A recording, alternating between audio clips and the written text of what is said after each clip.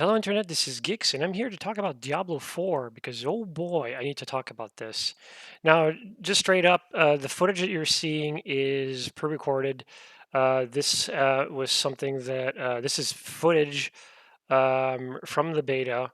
Um, you can see me playing right now, and this is from the stream, and I'm just like, I took like a 3 hour stream and I'm just using it as a backdrop. So if you want to minimize and just listen to my ramblings, go ahead. And if you're curious to see how bad I play, you're all more than welcome to watch it. But yeah, this is just for a backdrop because I don't know how long I'm gonna talk. I tend to ramble for hours. I tried to write some sort of like a script, but like my thoughts are so jumbled together. I'm going to try to make some sense out of it, but I always feel more comfortable with a more free form way of talking, just because it's like as I talk, I get more into like the details and stuff like that. So yeah, I want to make sure that people understand where I'm coming from. I know from my YouTube channel, I tend to do a lot of like Elder Scrolls content. But for those who don't know, I am a huge fan of the Diablo series, more specifically Diablo 1. But, Diablo 2 is a masterclass of game design and execution, and Diablo 3 is solid. There's a lot more to criticize Diablo 3 for, but it's still like a solid game in my mind.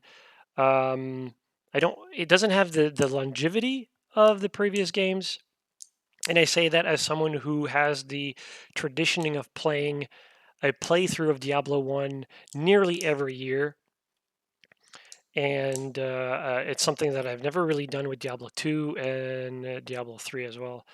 And I say nearly because I believe there were 2 years where my playthrough of Diablo One was actually done within Diablo Three in the holiday events that they took away for some reason. My God, one of the worst mistakes they've ever done. Um, now, that being said, when Diablo 4 was announced, I was my faith in Blizzard was pretty low to non-existent.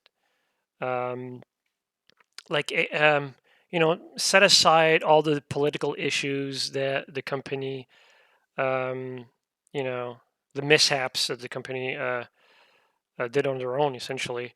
Um, but I'm just talking like as a developer that makes video games, my faith was already kind of pretty low. Diablo 3, as good as it was, in my mind, got ruined as like post Reaper of Souls. Reaper of Souls did some good things for the game, but overall, um, yeah, I think it did more harm than good.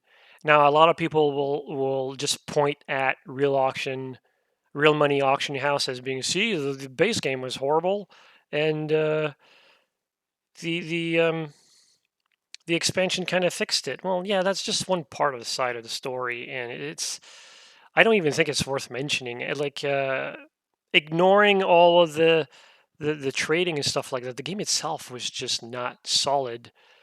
Um, Post Reaper sold to the point where the game was basically telling you how your character builds would go, right? You create a new character. It's like, hey, welcome to the new season.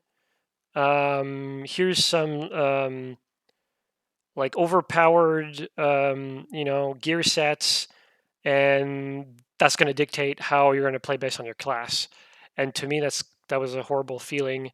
And the idea of repeating rifts, either greater or the regular ones, to me that was not good. Um, I think I missed more of the vanilla Diablo 3 than I do about reversals. But anyways, so there was that. I was not really I never really liked Hearthstone.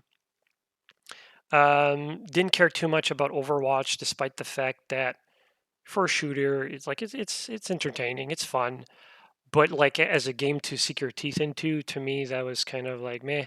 I didn't care for it.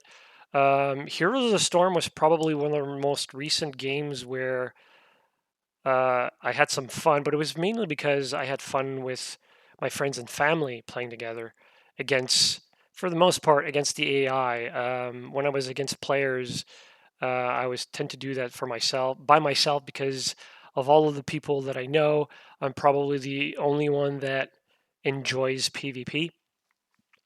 Um, yeah, so for me, there was a lot of misses in terms of like a lot of bad design decision. Forget about like the business side of it, but just like the game stuff. Like it's like, why would you do this? Why would you do that? 'Cause that doesn't make sense. It's ruining the game.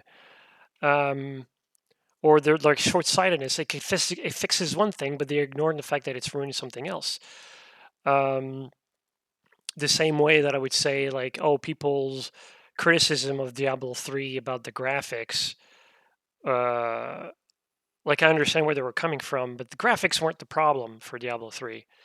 Um, I always were, um, pushing this idea that the graphics were fine. It was just that the problem was, from a visual standpoint, the issue was the fact that Diablo 3 lacked the light radius with line of sight, which meant that you stunt a lot of the creepiness factor. And if you're looking at this footage here, I think it's actually interesting enough. I believe it's in this very dungeon where I'm looking at um, the light radius and the like you can sort of see like the shadows peering off like from pillars and stuff like that. I'm looking at how disgusting these eggs are. Um, but like keep an eye out while you're listening to this because I believe I'm looking into the light radius where it's like in the shade you'll still see zombies creeping around and stuff like that, and I'm against it. Um, I'd rather enjoy the Diablo 1 or Diablo 2 where it's like you didn't see the monster, like the sprite would stop rendering when it was outside your line of sight.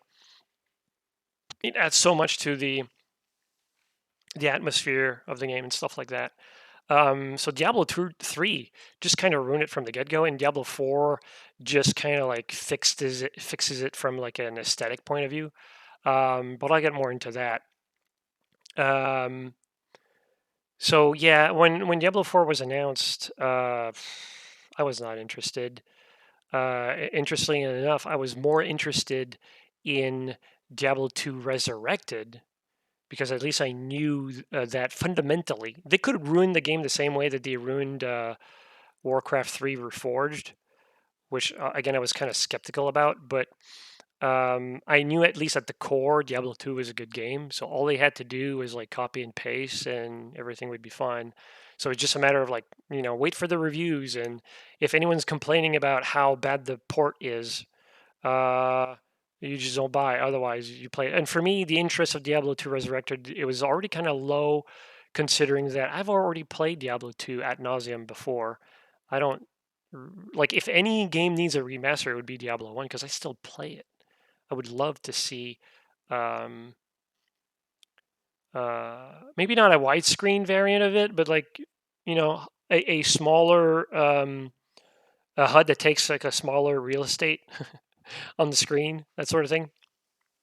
But yeah, so I was very skeptical about Diablo 4, and that turned into interest in about 3 to 4 months. So in the last 3 to 4 months, I started seeing more footage of the game. I still had concerns about, especially about the graphics, because you can sort of see already that my character is almost as dark as the environment. And as you playing the game is different than watching footage. And I would always use the argument of like when you're playing an MMO, like say World of Warcraft or Final Fantasy 14, you would always see these um, gameplay footage of like a ton of HUD elements where you can barely see the game. It's like, where are all these buttons for? It's like, why do you need all of that? But then when you play the game, all of that almost becomes transparent because you're so into the game, you're so immersed that it all goes away. Now, I'm always an advocate for simplicity in the UI, where it's like, like the Skyrim or the Oblivion, where it's like it's very minimalistic and you just see what you absolutely need, like health and mana, for example, um, stuff like that. Uh, but it was one of those things where you know um, I had my concern when I was watching in footage, but it turned into interest, and then interest became obsession in 3 days when I just played the beta. Now, obviously, I pre-ordered the game, which is not something that I recommend people to do. Generally speaking, I'm more of a mindset of rewarding the developers after they release a complete game. So I'm a hypocrite there. I knew I was going to play this game no matter what because you know uh, I'm basically a sucker for anything Diablo. Now I say anything. Diablo Immortal was not enough. I did not even attempt to download it. I didn't even consider downloading it. So I have a limit, but for Diablo 4, I just couldn't. I knew that I couldn't contain myself. That I had to try it. Now for the weekend itself, my experience is actually not that bad considering the history that Blizzard tends to have with server infrastructure. So on the Friday, I had a 2 hour queue, which was kind of insane, not too unexpected for them. Uh, and, it's borderline unexcusable, but it is a beta, so maybe, but it's like a promotional thing, it's a demo. Um, but after the 2 hours, I was actually able to enjoy the game for a few hours before I got disconnected and stuff like that. And then the next queue was like 40 minutes, so it wasn't as bad. But what was interesting on that day, Friday, is that for every subsequent time that I would try to queue to play the game, the queue times would get shorter, but my play time would also get shorter before I got kicked out, disconnected, and stuff like that. Now, to be fair, there was one disconnect that was, I was going to say my fault, but it's my ISP's. I just lost the internet. Now, you would think that LA would have a better infrastructure given the fact that it's like Silicon Valley and everything almost related to media and like the internet is there. But yeah, like it's raining a lot this season and this year, more than usual. And I guess my internet just died for a few hours. So, you know, um, unless it's conspiring against me to enjoy the game. So that was my Friday. I managed to stream a few of it, but for me, like the first few hours were just about me having an intimate experience. And later on, when I had like a better idea what was I getting into, and I had some like initial thoughts, then I started streaming and stuff like that. Saturday was an easier one. I had maybe a 20-minute um, queue times, and I would be able to play. Um, didn't get any disconnects on Saturday, if I remember correctly, and on Sunday it was basically flawless. On Sunday it was basically below 1 minute queue time. So all of that saying like they fixed some issues with their servers and stuff like that, but it's gonna bork again next weekend because it's going to be open beta next weekend, and more people are going to play it, so it's going to put even more stress on the server. So I don't think they're going to hold, um, at least on Friday, but we'll see. And now, if you want to end the video right now, the takeaway here is that I loved what I played. I'm obsessed about it now. I can't not think about it. I desperately want more. Yes, it's a problem. Yeah, I knew this coming in. Um, but yeah, like a lot of people will talk about, when they say like, oh, their thoughts and impressions about the game or their concern about the game, it's always going to be about like the skill trees and itemization and end game and all that bull crap. And it would be disingenuous if I said I didn't care about it. I do, but it's not a huge concern for me. Those things weren't concern for Diablo 1 and Diablo 2. Like Diablo 1 technically doesn't have an end game. Neither does Diablo 2, except for the Uber Diablos. So I don't know why anyone gives a shit about it now. I think it's the whole like everything needs to be an MMO thing. Even Diablo 3 had that where it's like, the end game needs to be something um, for some reason, and the whole Paragon stuff. I'm not a fan. Um, Hopefully, I won't repeat myself too much when I say this, but I'll say it now. And this was basically the recurring theme throughout the entire weekend for me is that there's a elegance in simplicity, um, which that's how Diablo as a franchise uh, got popular in the first place. Because it was a point and click game, and that was oh my god, that's amazing. There were other games that used the mouse before, especially with like a top-down RPG-esque view, like Ultima 7 came out in 1992, which was 4 years before Diablo. Um, but Diablo at the time was praised because it was a lot better for how little you had to fiddle for the controls. How you handle inventory and stuff like that. And obviously, Diablo 4 is more elaborate than Diablo 1 and Diablo 2. But if you compare it to the competitions, for example, like Path of Exile, most notably, Diablo 4 is way simpler, and I think that's what makes it more enjoyable for me. I've played Path of Exile before, and as enjoyable as it was, I couldn't get around the idea of having builds based off of like items that I loot and then I socket them into weapons and stuff like that. It was just too much, and the skill tree was too much. Um, but yeah, um, there's obviously the game is not perfect as it is, um, but I would say that I would dare hope and say that it's a major upgrade from anything that we've ever had in any Diablo game to date, including Diablo 1, my favorite, including Diablo 2. Now, obviously, if you're looking for an exact replica of Diablo 2, you're not going to get it here. Um, there are some difference. There are some influences from Diablo 1. There are some influences from Diablo 3, most notably like the combat system, which I think was the game's strong suit, is how the combat feels.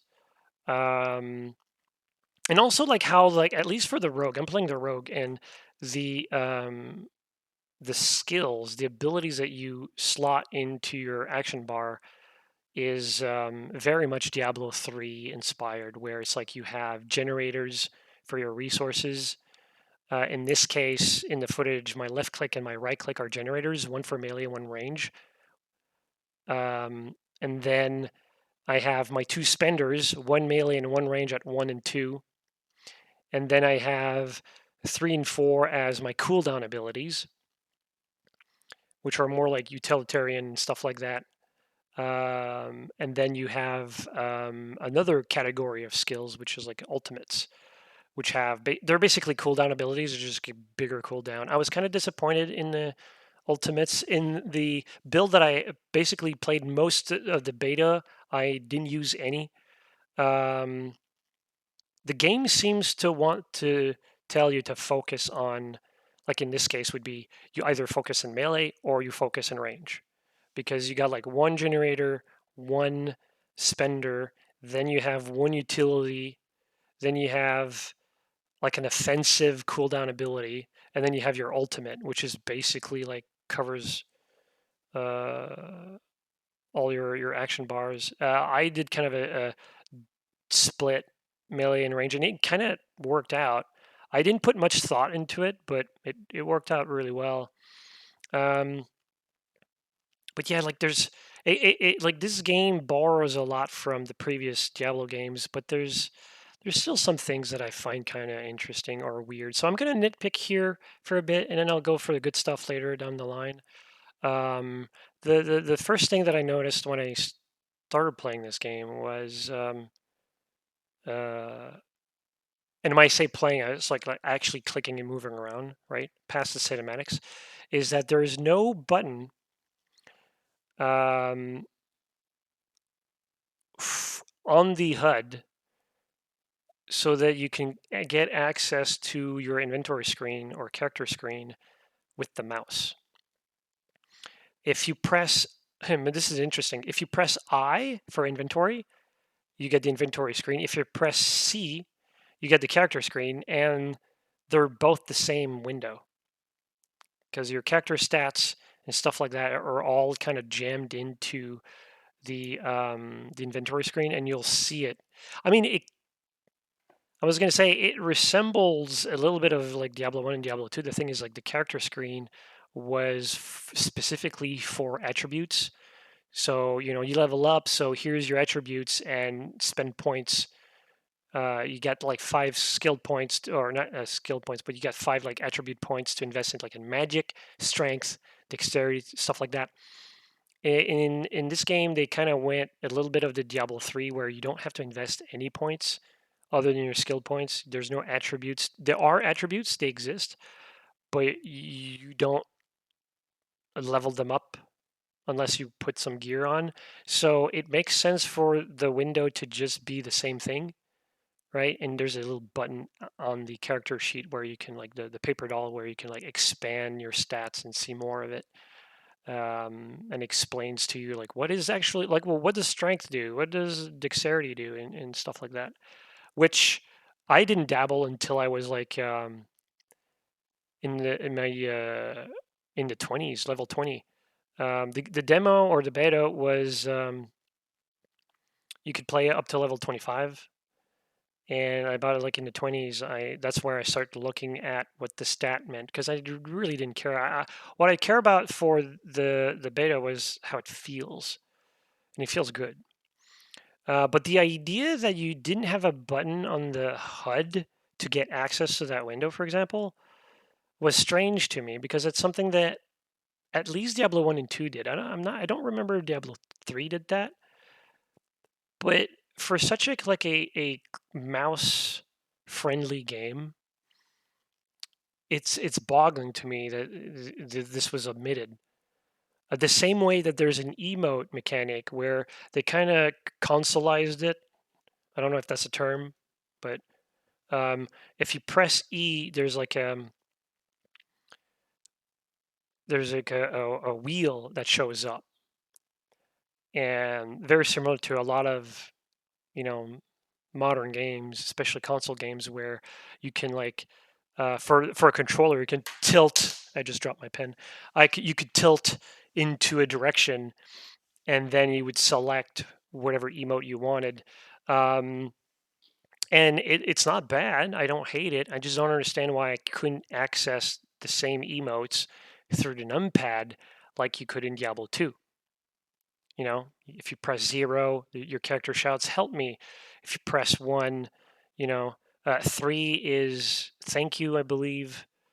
Um, 1 was follow me or something like that. Like all of those were pretty good. I enjoy that, and it's quicker for me. Now, some people don't necessarily have numpads anymore, but like the E function is still there, so you could use that. But I don't know why they couldn't. They made two buttons, the C and the I on the keyboard, open the same window, but apparently I can't have two different mappings for the emotes. And I did check in the options; you cannot map the emotes to a button. So that was really disappointing. I just don't know why it did, but it is what it is, I guess. Kind of frustrating because it feels like they haven't really looked at what the other games did in that front. From the UI needs some work. It's mainly like the shortest thing about this game is mainly the UI, which a lot of people will look past by, and that's fine. Um, but I had problems with it. Um, Other problems I had with the game so far was how like progressively over time, and this is a Diablo 3 thing, or it's like a modern game thing. I don't know why that is. I'm an old guy, I guess, at this point. But to unlock things account wide is something that I can't wrap my head around. For a game, for an MMO, could sort of get it because even if you're playing on a different character, you know, it's your identity in the world. But when it comes to like an almost like a roguelike esque game, um, where it's your characters matter a little bit more, right? Your experience with your character matters more, at least to me. Is like I hate the idea of um, suddenly the rest of the game is way faster, way easier because not only have I gained knowledge as a player, but now it's like my account is stronger because I've already played the game before. I don't get that. Um, so I'm still paranoid about that. Um, so like there were a few occasions during the beta where I had like a prompt saying, you've unlocked skill points account wide. You've unlocked like potions account wide, and you can see right now I have on the screen next to the health orb. There's like a 5 out of 5, and that's how many potions I have, the health potions, and I'll get back to the health potions later. But you start with 4, so already I had unlocked one more potion, and the message was like, "You unlocked it on my account." Now, thankfully, um, when I created another character near the end of the beta just so I can see how bad it was going to be. Thankfully, I didn't see anything that would suggest that the like upgrades carried over. I don't know if it's like a bug or if they didn't implement it, or maybe it was the wording on the prompt. I don't know what it is, but I'm kind of scared about the whole idea of unlocking things for my account. And the reasoning for that is like, yeah, for example, paragons, right? The moment you level up paragon points, well, paragon points are throughout your account, which means that if you start a new level 1, right, but you have 200 points, the paragon points, that means that your level 1 has paragon points to spend, which makes your character stronger. And of course, you're going to spend it unless you're like willingly stunting your own prowess. Um, it just doesn't feel good to me. And the idea that it's like, oh, it's for people who just want to make like a new character and quickly get it to end game. I never understood that logic of insisting. Oh, here's where I'm talking about or I talked about like line of sight. Interesting. Anyways, um, the insistence on getting to end game as quickly as possible, I never understood it. To me, it was always a journey to make the game fun, regardless if it's an MMO or a Diablo game. Um, and it helps that you know uh, a game like Diablo is replayable through randomly generated dungeons because that helps that kind of elevates the whole idea of replaying content and it having a new journey for a new character. Now, with that being said, the overworld is very much like Diablo. It's very static. If anything, it's actually worse than Diablo 3. And I say it's like Diablo. Diablo 2 had a random overworld. It wasn't the greatest thing. I think that formula was perfected with, or at least enhanced with Torchlight 2, which I think they did a way better job at doing like a randomized overworld stuff like that. But Diablo 2 is one of the first, so props to them. It's still enjoyable. Diablo 3, they ruined it by making the overworld static, and oddly enough, Diablo 4 is kind of worse on that front because in Diablo 3, at least you had chunks in the overworld that could randomize inside for events and stuff like that. And they never really capitalized on it. To be fair, like in Diablo 3, those events were not like noteworthy to begin with. Nothing to write home about. Um, but there were things there that could mix it up. In this case, the um, the issue is not so much like there is content in the overworld of Diablo 4, but it's not randomized. So the events, for example, I believe there's way more events than there were in Diablo 3. It's hard to tell because in Diablo 3 they kind of like each time you play through a certain area, they shuffle, and in this case they're all kind of laid out in static. The only difference is that they're kind of events where they're always in the same spot, they're always the same, but they're not always active. So sometimes you'll walk around and then it'll tell you, oh, an event is on, maybe you should want to go there and do a thing, an activity, and then you'll get some reward. Um, Now, my time in the overworld in Diablo 4 was not boring. I still had fun, but I was disappointing, and I knew that's coming in because they mentioned that it was going to be static. Um, but they mentioned that,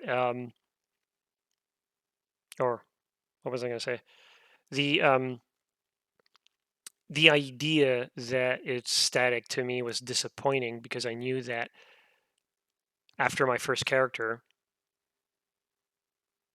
I would have already um, have done all of it, and I could replay it. Like it's like redoing a quest in Diablo 2. How many times do you have to smash the Soul Stone in Hell? How many times, like at the Forge? How many times do you have to kill Blood Raven? Right? It's like all the time. But the context of where things are and stuff like that, I it's disappointing because I feel like I'm gonna miss that. Um, so yeah, Overworld is disappointing. Um, the rest of it though was pretty solid.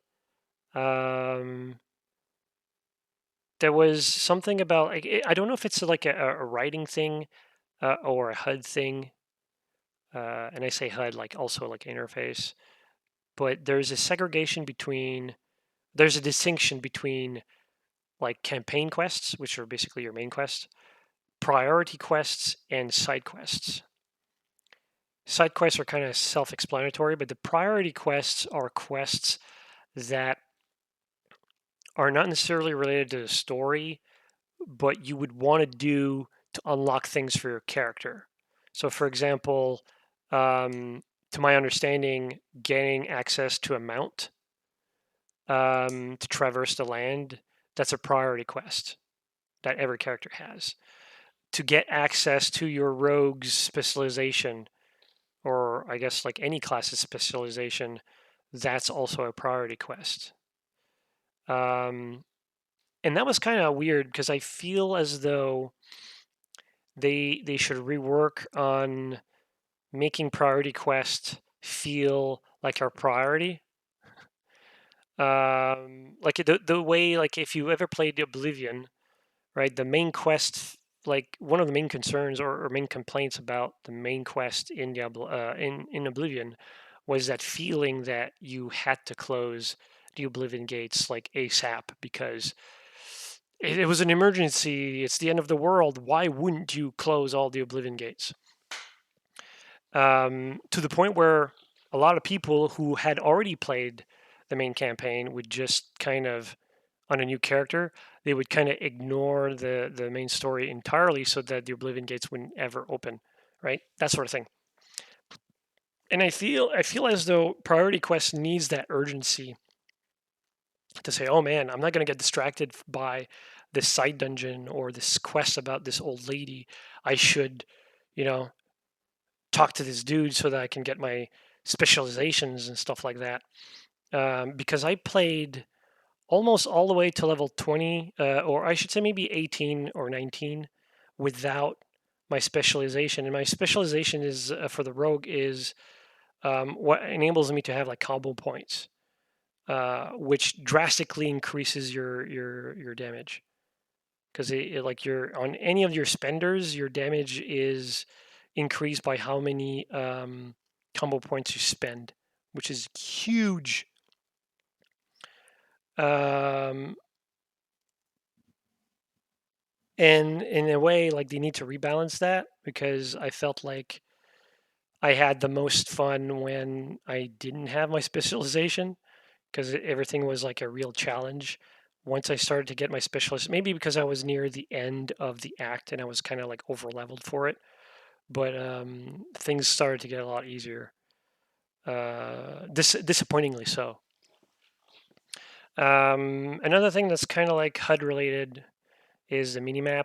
I really find it annoying that the minimap. I don't remember how it was in Diablo 3, but I find it annoying that the minimap you see through it, you discover it obviously as you walk around, but there's no line of sight to it. It's strictly like a radius thing.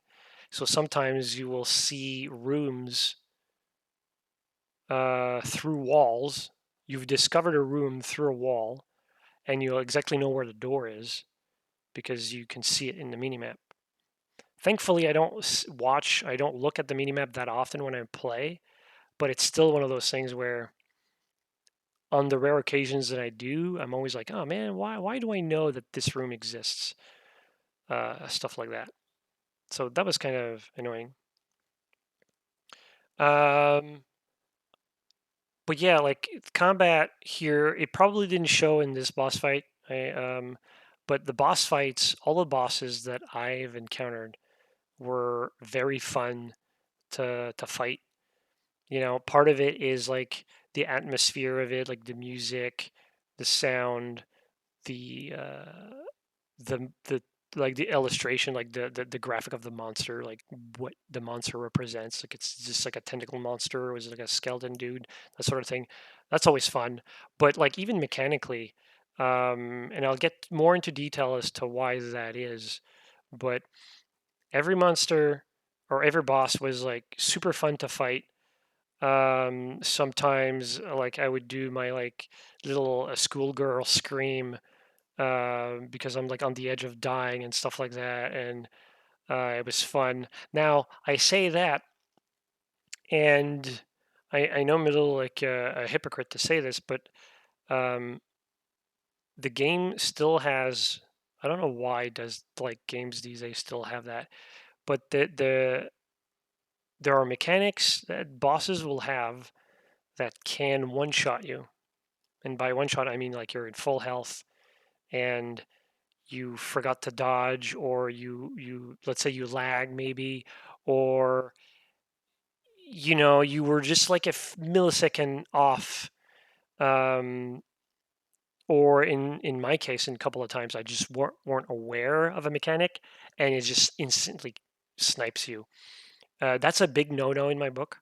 If anything, if like you would add like a line of code where it's like if damage dealt to player is bigger than total health or equal or bigger than total health, and the total health is equal to the maximum amount of health, bring the player's health to 1 HP all the time. So you could get two shot, right? If you're not quick enough, but it just gives you enough time to like not die if you're like on the edge of an AoE or something like that. Like I feel like games need that more than anything, especially for a game like that. That was a boss fight. Like one of my favorites actually in the beta. Ironically, was the one that made me wonder. Like I repeated this boss. I don't have any footage of him, but I repeated this boss like at least 10 times, if not more. And I kept thinking like, what is killing me? I don't know.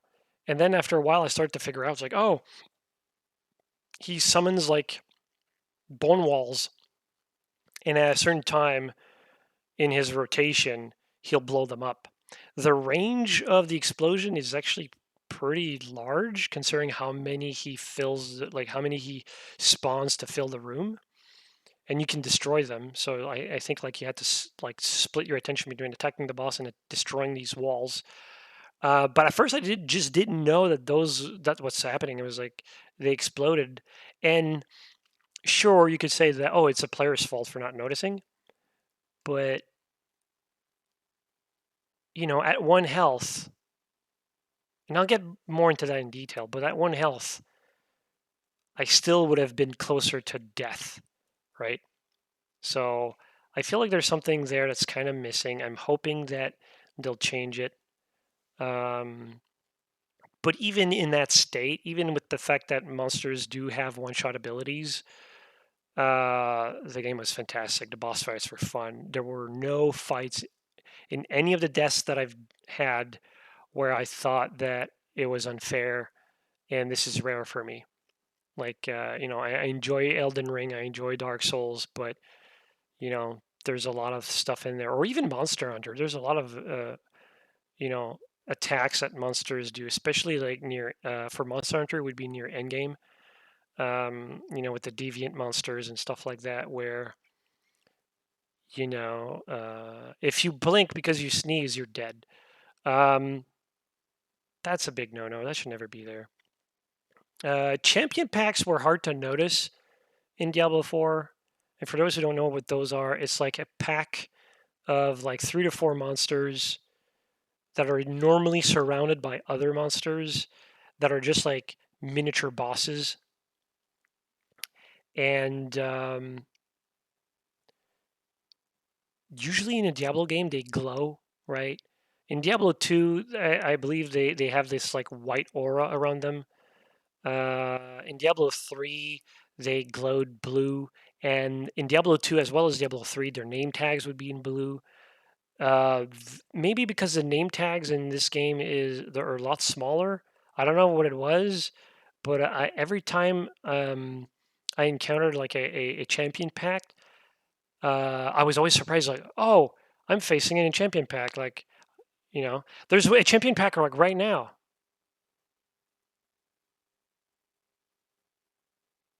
I believe this guy is a champion, and he's got like icons, right? It's cold enchanted, and he's got multi shot, but like visually I don't think they're distinct enough, and that I thought was kind of strange. Oh, he was a unique guy because of a quest thing. But champion packs are like almost similar to that. They're not very distinguishable. There's an emote I was talking to you earlier. Um, it's very weird. Um,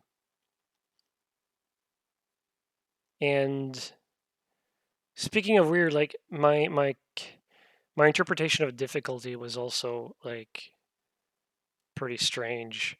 Um, I can't make heads or tails as to if the difficulty was spot on or if it was too easy or too hard. I think no, it was never too hard, but the butcher is insanely hard. Um, there's the butcher that spawns sometimes in kind of like Uber Diablo. When you were playing Diablo 2 on BattleNet, where it's like you get a warning saying, "Oh, you're being invaded by Diablo," and he's just out there in Act 1 and decided to just like kill you straight up. There's a sense of that with the butcher in dungeons. I've encountered him twice. He killed me twice, and once he's dead, you'll respawn, but he's no longer there. So you got like a kind of like a one-time attempt to killing the butcher, and he's like super tough. I feel like he'd be a lot easier in multiplayer, but as solo, at least at my power that I power level. Maybe I need like better items or whatever, but like he was practically impossible to beat. Um, but for the most part, I felt like the bosses are fine. They lean a little on the easy side sometimes, but that's like a roller coaster thing, right? Sometimes it's like you're under level for a monster or a boss, and then sometimes you're just over equipped. So I feel like it's okay when it comes to that, but when it comes to regular mobs, I feel like for the most part they're still too easy. Um, Sometimes they feel like Diablo 2, and sometimes they feel like Diablo 3.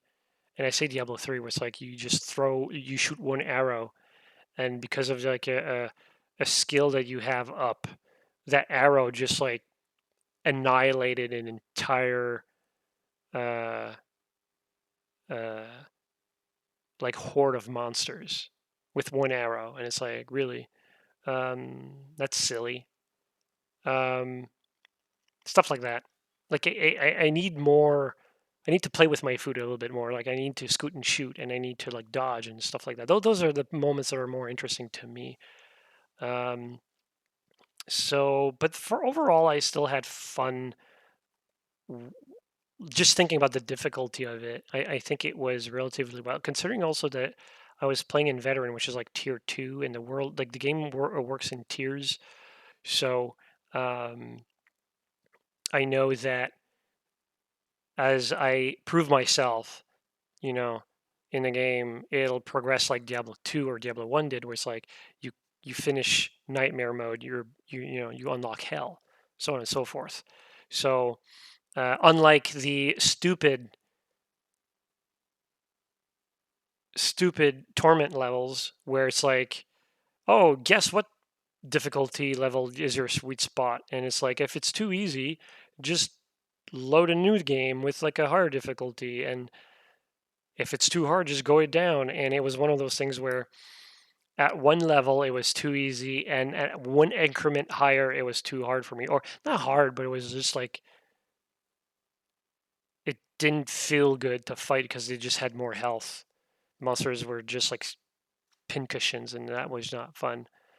Like it's one thing to not one shot monsters, but to 20 shot them or to 50 shot them, it's no fun either. So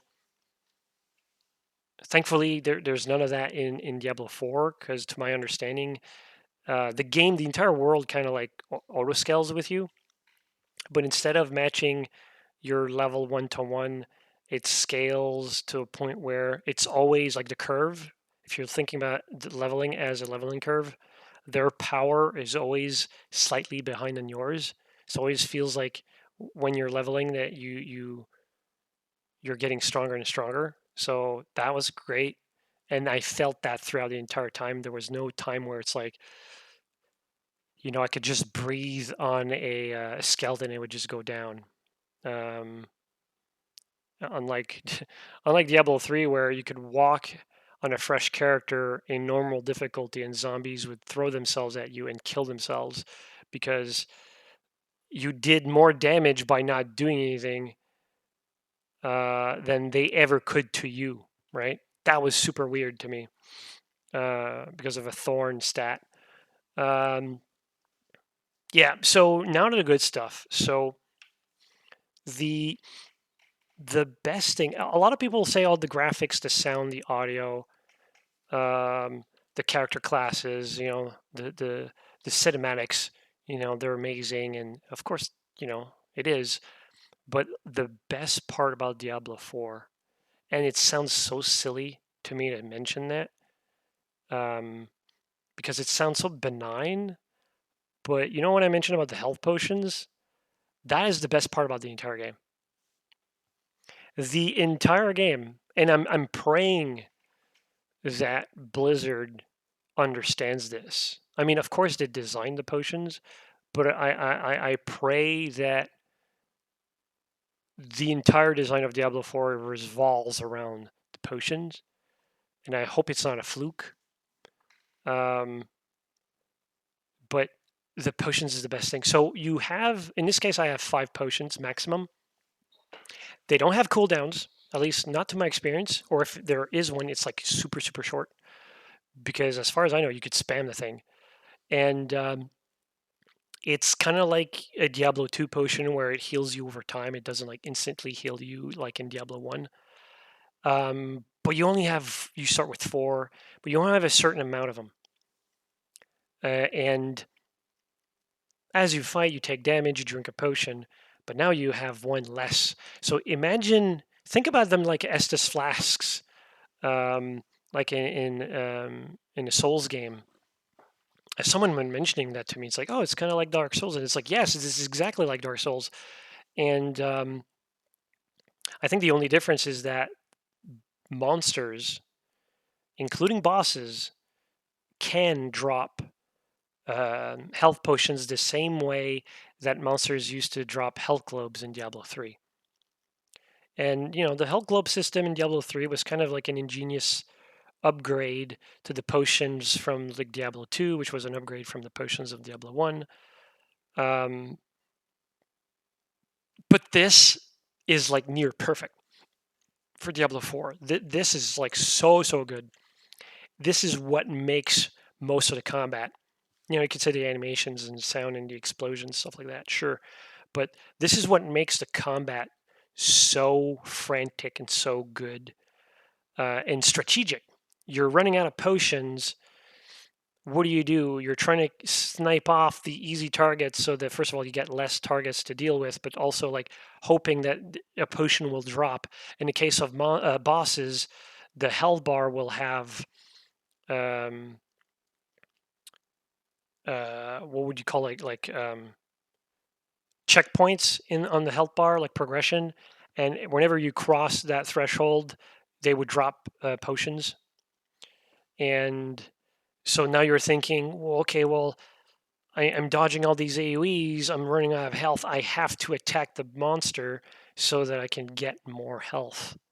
In the case of bosses where there were multiple targets, you would want to focus on. It was too easy for me to just shoot whichever was closest to me, but in some cases, I found myself chasing the one that has the lowest health, and you'd want to focus on one because you were running out of health points or health potions, so you just kind of want to make them drop. And to me, that's such like a tactical thing that was desperately missing. And I find it ingenious to the point where uh, I couldn't like. It's something that I never really thought about for a game mechanic for a Diablo game, but now that I'm playing with it, it's like it's so obvious. This is it. Um, Another thing was really good was the lore behind the game. Diablo 3 had some good lore. A lot of people criticize the story, where I would criticize Diablo 3 4 would be for the the the execution, the storytelling. But the story itself was okay. Um, it's just a bad execution, and the way the lore is presented in Diablo 4 is so good. It treats you like a mature adult.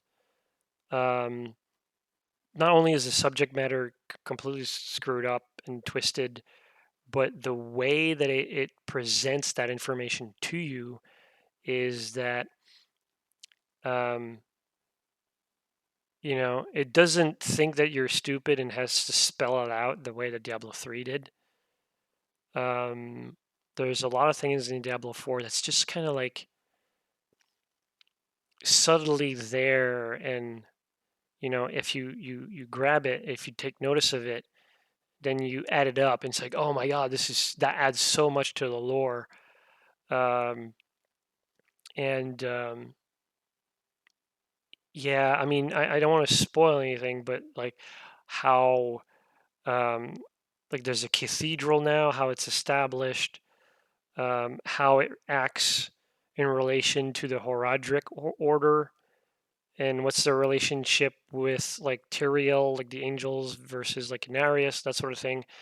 How, and this is what struck me as very powerful in Diablo 4 is the world building in the game. It's so much more elaborate than say Diablo 1, which is like, oh, it's just a bunch of town people. They're survivors of a town that can talk to you and tell you a little bit of their story and how they react to the quests that you're um, on. Diablo 2 kind of fleshed out the world a little bit more, right? We're going to Lud Gulim. We're going to, I forgot the name of the jungle.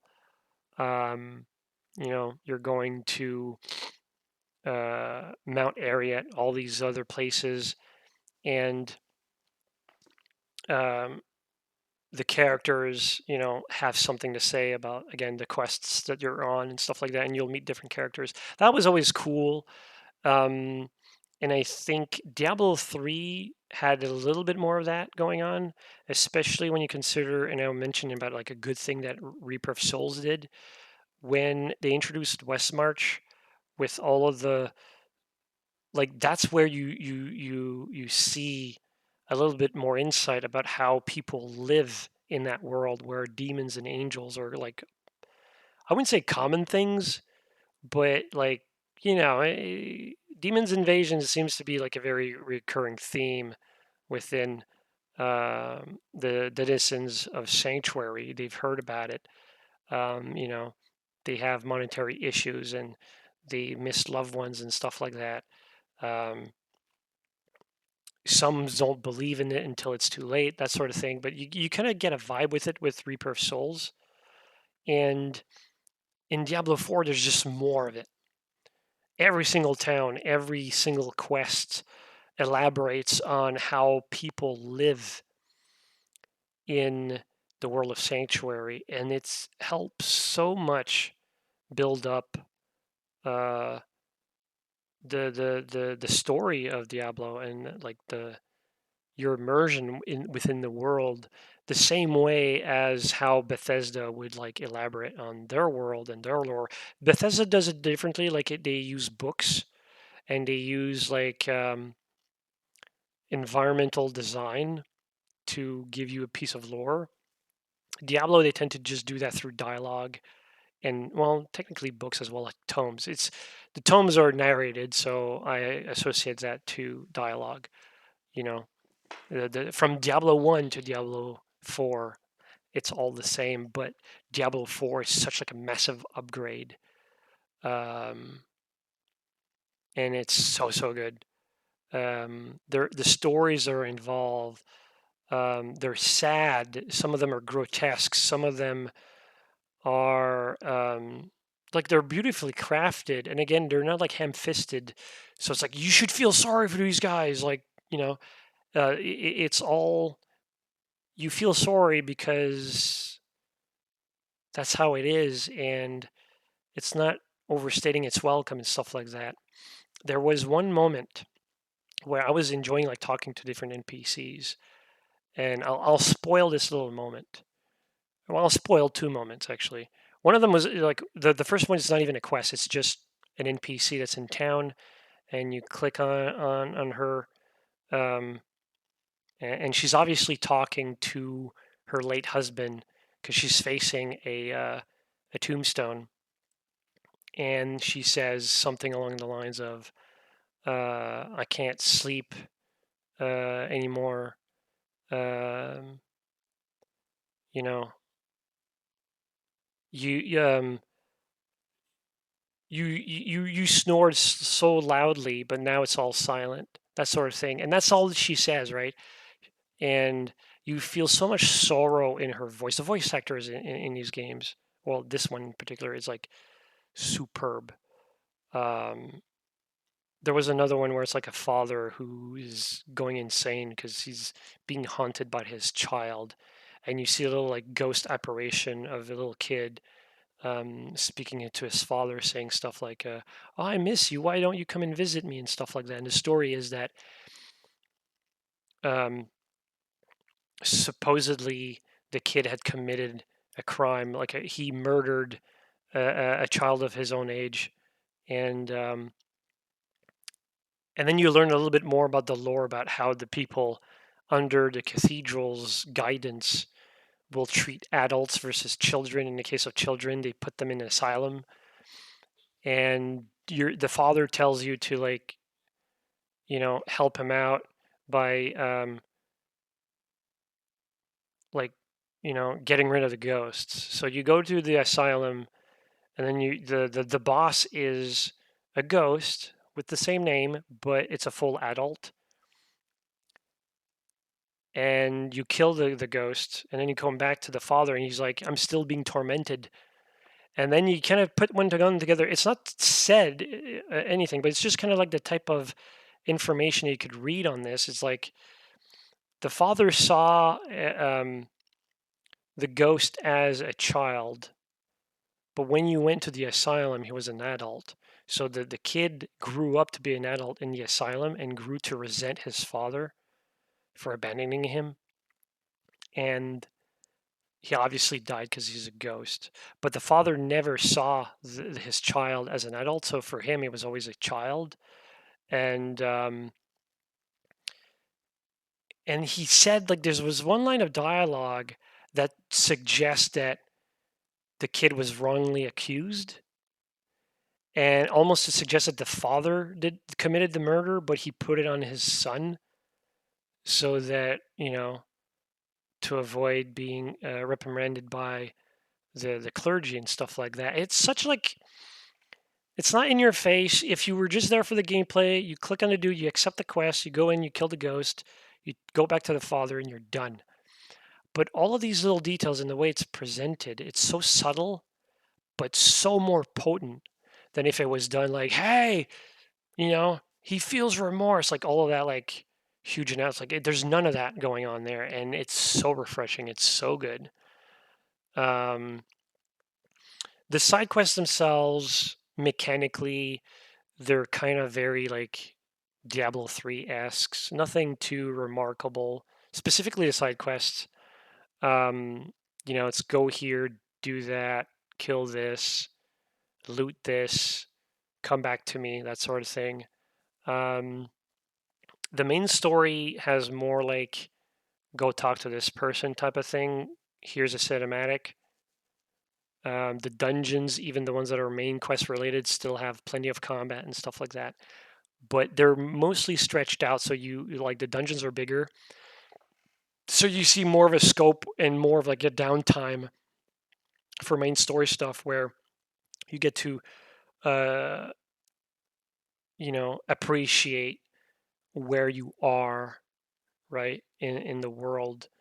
Um, Although there were bits in the main quest where it's like sometimes certain things were it's more egregious when it's an activity that kind of repeats itself to the point where it's like overstating its welcome.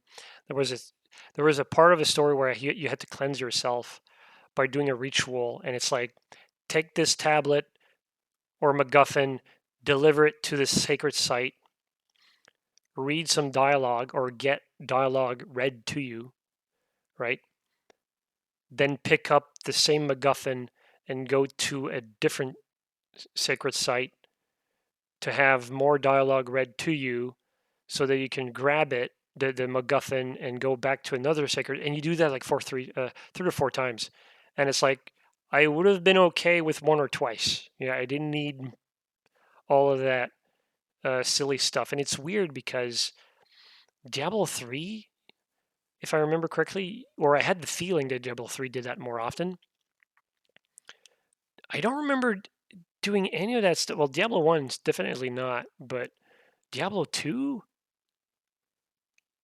like the horror, no, like there's Tal Rasha's tomb.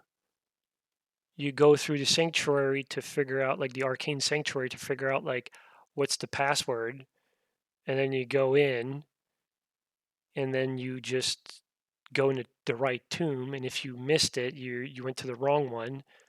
But that's just another dungeon to go through. So I would just go all of them, including the ones that was right and wrong. I did all of them because I think there was like 8 or 9 dungeons.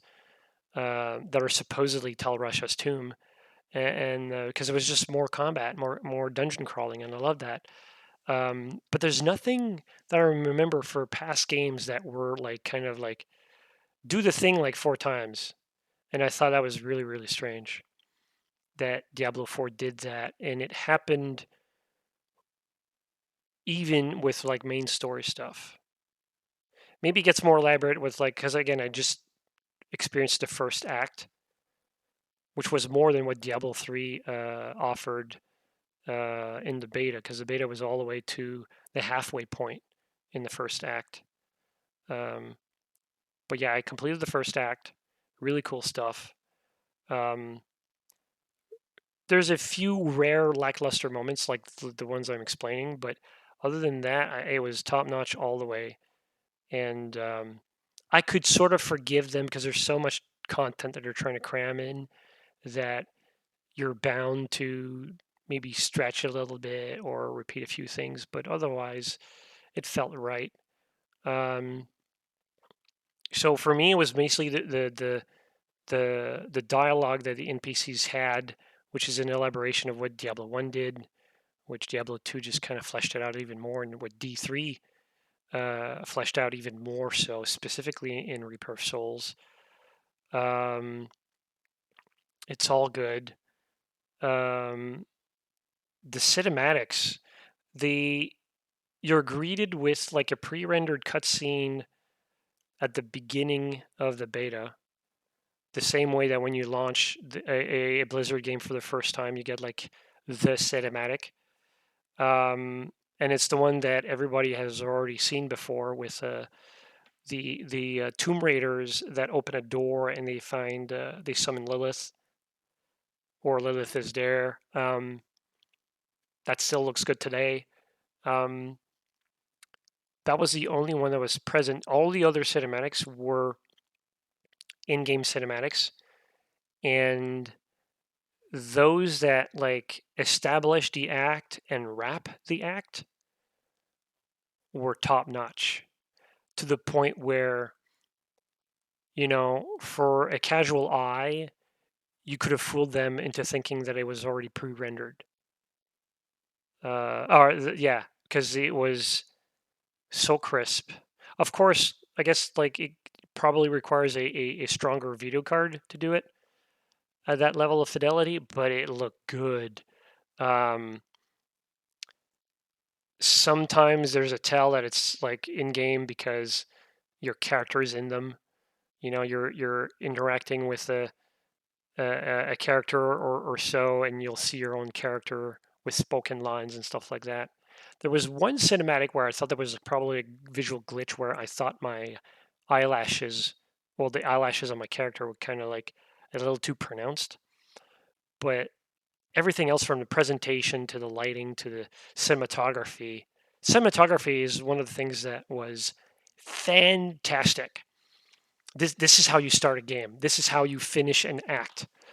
Um, and I'm hoping that there's more pre-rendered cinematics between the acts, but how it starts and how it ends, the in-game cutscenes are fantastic for that. Now mid-act cutscenes, they're very average. Dialogue is good. Character motivations were good so far. Nothing too egregious. Nothing frustrating like Deckard Cain dying from butterflies. None of that. But similar to that cinematic that I just referenced in Diablo 3, the camera stays kind of like top down. Sometimes it zooms in slightly, the same way that it zooms in for the Deckard Cain death. But otherwise, it's very much like top down.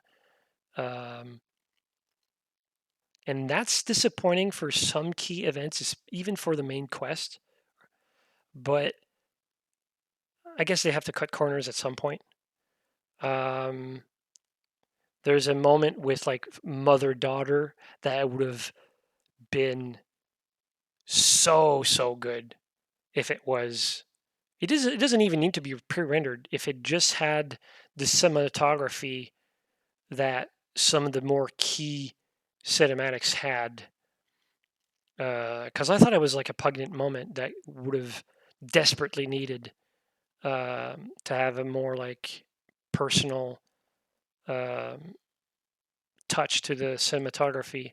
And there was at least two moments in that arc that needed that type of uh, quality to it. So I was disappointed that there was at least two cinematics that were just generic top down. Although the animations, like the characters emoting, like the gesticulations and stuff like that, like moving the arms and the pacing around as they talk and stuff like that, was all good. But there was no like facial animation, and the camera did its best to like not zoom in so that you can say, "Hey, the lips aren't moving" or whatever. At least they didn't feel like they were moving. It's hard to tell because your characters are so small.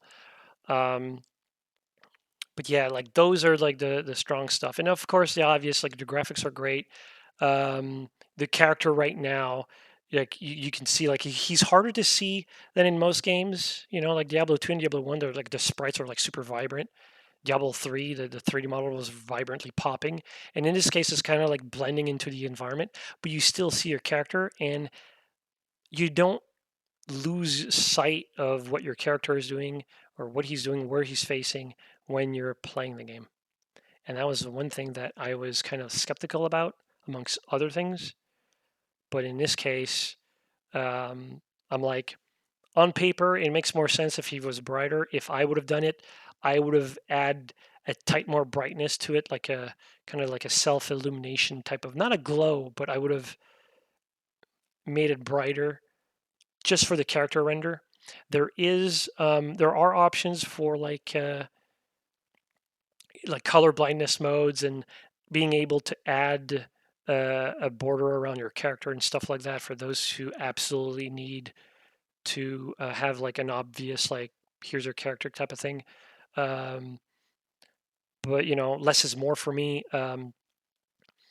I even removed like the the damage numbers.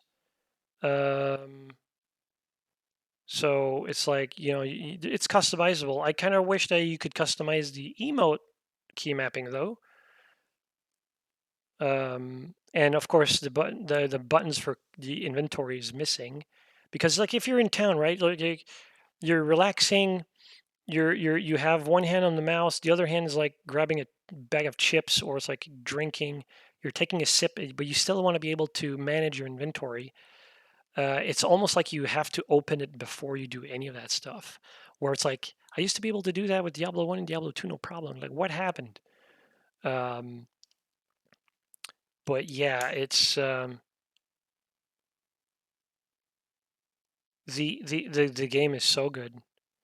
As a fanatic, I could talk about the lore all day, about from the Diablo 1 lore, Diablo 2, Diablo 3, the whole thing. I'm excited to experience more of it with Diablo 4, and the little timbits that they give me for the beta just made me hungry for more. Um, there is detail that I'm kind of like doubting, like, do I misremember details? Sometimes Blizzard has a tendency of retconning details, so for me it's like, did I remember it wrong? Or, was I autofilling in my head type of thing? Or maybe I'm right, but then Blizzard just kind of retconned it subtly, or maybe it's something else. There's a detail. I don't want to say anything. There is a detail that suggests that Diablo 4 might be a prequel. I don't mind if it was. I would have preferred it. I would prefer if it was a direct sequel to Diablo 2 and Diablo 3 and so on. Um, But the way the story is being presented, I'm thinking, hang on, like in the timeline of things happening, would this happen? And in my mind, it's like, maybe it's a prequel. There's other details that might suggest that counter that mindset and say, no, no, that can't be a sequel. But like, so internally, I'm having this debate this nerddom kind of like Reddit post type of arguments about two people who know the lore arguing about what it is and what it isn't. It doesn't really matter in the end because I'll enjoy both ways, and I'll know about it in 3 months when Diablo 4 is going to be released. But again, I'm obsessed with this now, and I could, dissect everything. Like you probably seen the footage where I'm just dissecting like how it's being rendered, like the ice and the shadows and stuff like that. But um, man, I'm gonna have a field day when this game comes out officially, and I get to experience all of it. Um, Last thing before I go wrap this up, I want to say that the villains so far, in terms of Act One, um, they're so well established. Not to say that it's like, okay, I know these characters from long before. I mean, Lilith and Inarius were kind of hinted at in basically Diablo 1. With that information aside, um, like if you just take Diablo 4 for what it is in terms of presentation, like what these characters are, and by characters, I'm talking about the antagonists, right? Who you have to deal with as a Nephilim in the world of Sanctuary, right? Um, I mentioned Inarius and I mentioned Lilith, and those two characters. I was afraid that they'd be more like in Diablo 3, where it's like Asmodan's like, haha, I'm evil and you can't catch me. I'm too smart for you. That sort of thing, like the whole like Saturday night cartoon villain type of deal. And they tried to mature it up by Malthael in Reaper of Souls by saying, he's the angel of wisdom and he came to the conclusion that humanity needs to be wiped. Sure, whatever. Um, which by itself as a story beat, that's great because if you understand Diablo lore, no one except for maybe Tyrael is on your side, on humanity's side, right? The demons wants to take over, control humanity, and the angels just wants to wipe you out. As a matter of fact, Tyrael originally wanted to wipe out humanity. That's why he was sent to Sanctuary in the first place, or down on like Earth, I guess.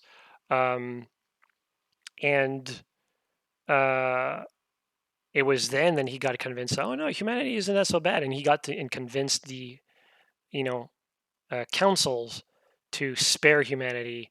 And then he came up with like the Horadrim order so that he can work with humanity to, you know, fight demons, right, and stuff like that. And but really, the underlying is like the angels aren't really on your side. The demons aren't on your side, and I was afraid that Inarius, because he's like a arrogant ass, um, and I was afraid that he would just be like, "I'm not listening. I'm too good." La la la la la, and he doesn't sound like that. If you listen to Lilith speak, there were times where I'm saying, "What you're saying is so true about humanity. I agree with what you're saying. I just disagree with your methods." Right?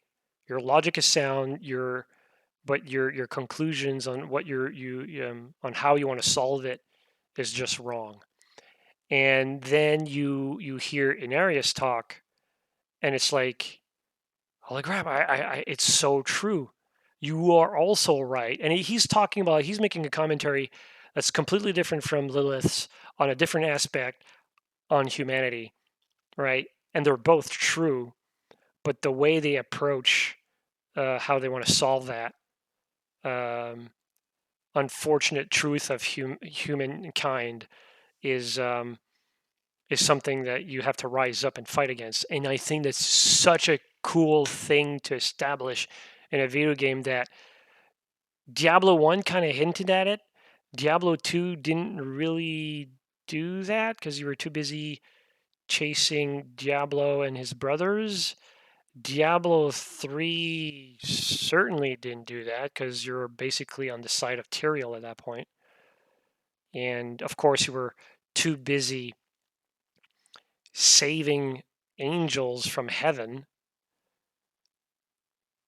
Um, and then I never understood that because it's like angels aren't bad guys, but they did like they want you dead. So it's like this is so good. I'm so much in love with it's an infatuation right now, you know. But my love for this franchise goes so deep. I want it to succeed. It looks like it will. It's set up so nicely. Of course, Blizzard can easily ruin it with some, you know, microtransaction battle pass BS, um, where it's like you're running around town and you can't disable the fact that people are running around with like flaming wings and horse with like that oozes, necromancy ooze, and it's like you can't help that, and I don't want that to happen. Um, so yeah, I'm super excited for this game. Obviously, I already technically own it, or I own a license to play it. To be more accurate, I want to be able to play it more, and I think if worst case scenario they eventually ruin it the same way, like for example that they ruined it Diablo 3 for me. Um, I think I'll have my money's worth um, by the time that happens. So it's all good. Anyways, those are my thoughts. I've been rambling for way too long. But again, it's a franchise that's like very dear to my heart, and I could talk for hours. Um, yeah. So this might not be the last Diablo video, um, but we'll see about that.